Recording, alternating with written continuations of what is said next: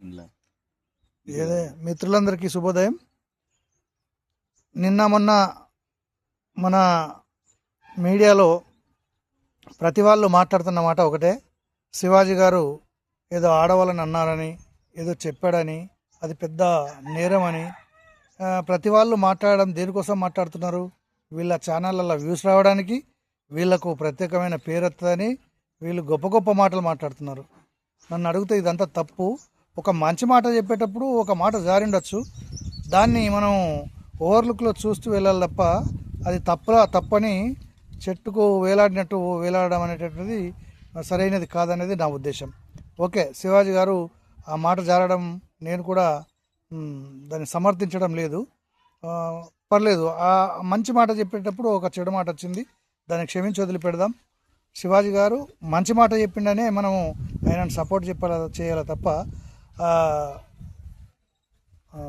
ఒక మంచి మాట చెప్పేటప్పుడు పెద్ద మనిషిలా వ్యవహరించిండు, అంతవరకు ఓకే. ఈ మ్యాటర్ ఇంతతోటి క్లోజ్ చేద్దామని నా ఉద్దేశం. అందరికీ నమస్కారం. జై హింద్.